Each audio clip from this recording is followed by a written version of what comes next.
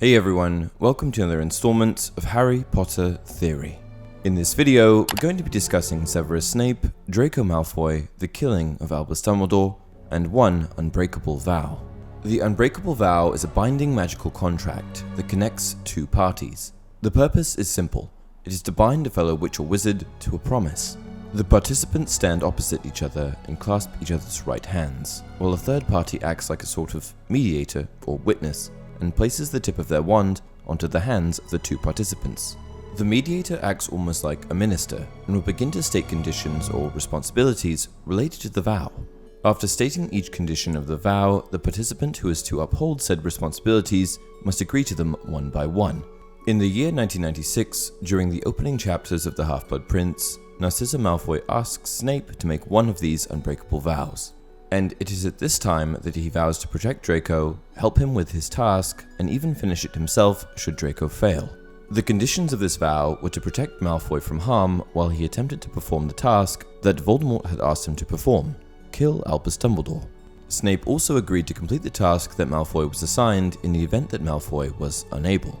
This is quite the responsibility for Snape to take on, particularly as if you're unable to honor the promise that you've made with the Unbreakable Vow, you will die.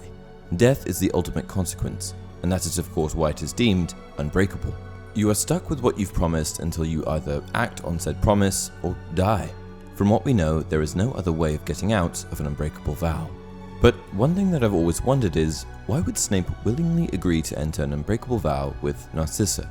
Snape had been an effective double agent for many years, and both sides felt that they had an ally in Snape. So what did he have to prove? First of all, it's worth mentioning that Bellatrix didn't completely trust him. Bellatrix was Voldemort's most loyal Death Eater and companion, and because she harbored feelings for Voldemort, she was particularly protective of him and his cause. This meant that Snape's wish-washy history left Bellatrix unconvinced of Snape's motivations. When Narcissa and Bellatrix introduced the idea of an unbreakable vow to Snape, Bellatrix was unconvinced that Snape would enter it willingly. She was trying to prove that Snape wasn't an ally to the Death Eaters, and this would be the ultimate test.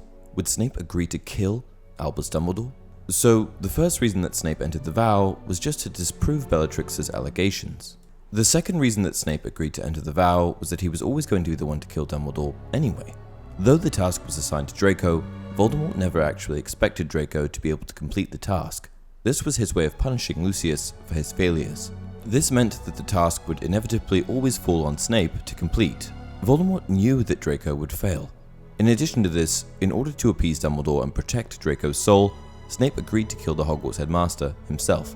This would simultaneously complete the unbreakable vow that he had entered, as well as protect young Draco's soul. So there you have it. Despite Snape's impressive levels of power and ability to act as an effective double agent, he did ultimately need to enter this unbreakable vow, both to prove his loyalty and to protect Draco.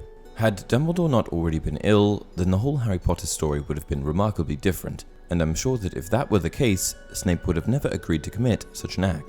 All he agreed to do was kill an old, dying wizard that was going to die anyway to protect a young boy.